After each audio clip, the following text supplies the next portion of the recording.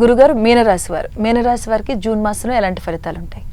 మీన రాశి వారికి ఏ విధంగా ఉండబోతుంది అని అంటే, పూర్వభాద్ర నక్షత్రం 4వ పాదం, ఉత్తరాభాద్ర నాలుగు పాదాలు, రేవతి నక్షత్రం 4 పాదాలు. ఈ జన్మంలో శని సంచారం చేస్తున్నాడు.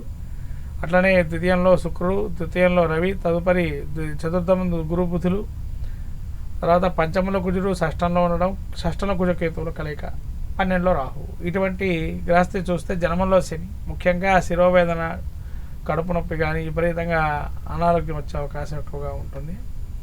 అట్లానే ద్వితీయంలో శుక్రుడు ఉన్నాడు కాబట్టి కుటుంబ వ్యవహారాల్లో కొంత అనుకూలంగా ఉంటుంది. వీళ్ళు చెప్పిందే వేదంగా భవించి ముందరకెళ్తారు. ధనాదాయం బాగుంటుంది. అట్లానే విద్యార్థులు కుటుంబం కానీ ఏర్పడే అవకాశం ఉంటుంది. అట్లానే వీరికి ముఖ్యంగా రవి యోగదాయకంగా చతుర్థం మంచి ఫలితాలు ఇస్తున్నాడు. బుధుడు కూడా యోగదాయకమైన ఫలితాలు ఇస్తున్నాడు.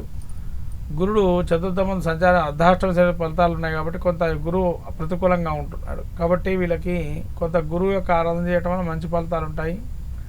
కుజకేతువులకి షష్టంలో ఉన్నాడు కాబట్టి శత్రు రుణ రోగాదులు నశించిపోయే అవకాశం ఉంటుంది.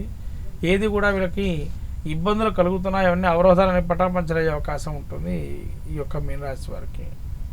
దైవారాధన ఏది చేసుకుంటే బాగుంటుందంటే? విద్యార్థులకి యోగదాయకంగా ఉంటుంది, పర్వాలేదు. కొంచెం చదువుకోవడం మంచిది, 1-2 సార్లు చదువుకోవడం మంచిది.